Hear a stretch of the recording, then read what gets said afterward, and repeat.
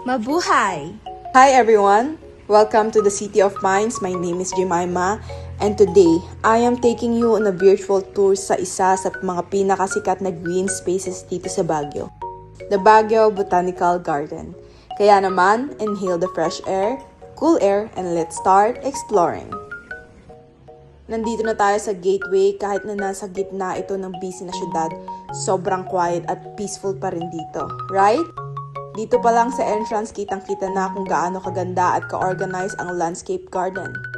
Like, look at that! So pretty, right?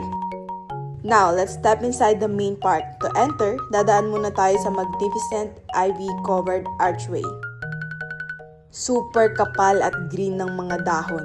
Sobrang relaxing kasi nawawala yung ingay ng kalsada habang naglalakad ka sa ilalim ng vine canopy. As we keep walking, mapapansin rin ang mga maayos na hedges sa gilid. Let's just walk here and you're gonna see me in a split second. Ito naman ang pathway papunta sa iba't ibang sections.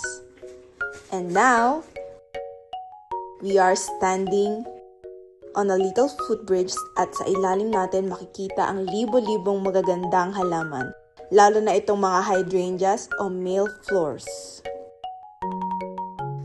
Itong mga halaman na ito ay tuwang-tuwa sa malamig na panahon ng Baguio. Kitang-kita rin mula rito ang buong view ng valley. And lakad naman tayo sa susunod na area. Dito sa spot na to may mga matataas na pine trees at magagandang floral beds. Perfect na perfect mag-relax dito lalo na para sa mga pamilya at turista na gustong mag-unwind. From here, follow the path at may makikita po tayong mas malalaking garden arch sa unahan. This park is full of theme paths.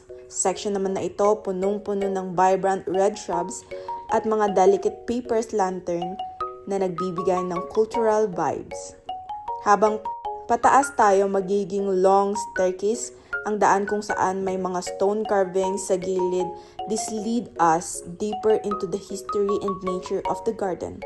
And now, papunta na tayo ngayon sa isa sa main features ng park habang nilalagpasan natin itong signpost na nagtuturo sa Orchidarium at Botanical Park.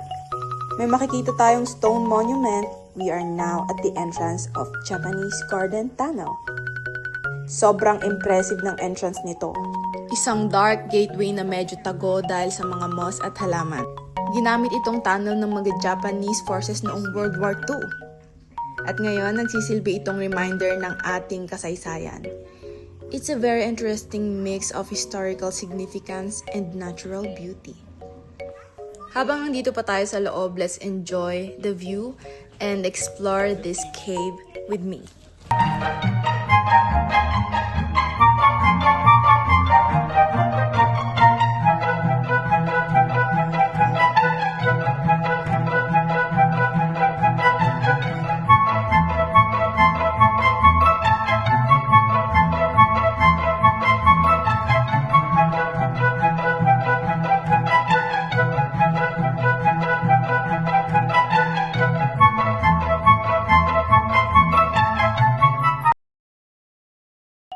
Pagkaalis natin sa tunnel area, biglang magbabago ang paligid.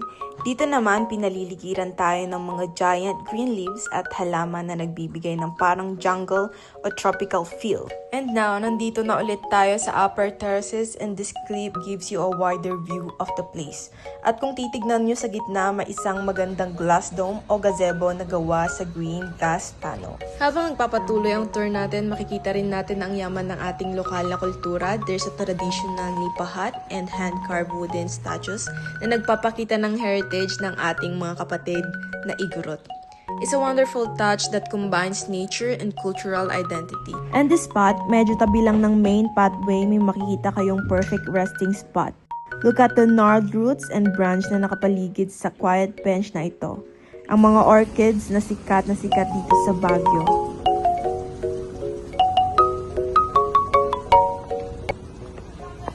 Papunta naman tayo sa isang landscape na may mini lilipad, a simple wooden footbridge, and a traditional gazebo. Sobrang ganda ng spot na to para huminto muna sandali, maupo, at mag-enjoy sa view. So ayun nga, look at this spot. Mukhang napaka-chill at cozy nitong spot na to sa Baguio Botanical Garden. Perfect tong mga bench na to para sa mga gustong mag-relax, lumanghap ng malamig na hangin o kaya naman magdrama ng konti. Habang napapaligiran ng mga luntiang halaman at roots, seryoso, napaka-aesthetic at peaceful ng vibe. Parang secret garden hideaway na pwedeng-pwedeng pang Instagram post. Malapit na matapos ang ating tour, naglalakad naman tayo ngayon sa isang mahaba at sementadong daan. This pathway is lined with decorative, old-fashioned lampposts na nagbibigay ng parang European vibes. Habang naglalakad, mai-enjoy nyo ang malawak na view and rose beds at mga matatayog na pine trees. And this place can be your favorite spot. Thank you so much for joining me today sa tour ng Baguio Botanical Garden.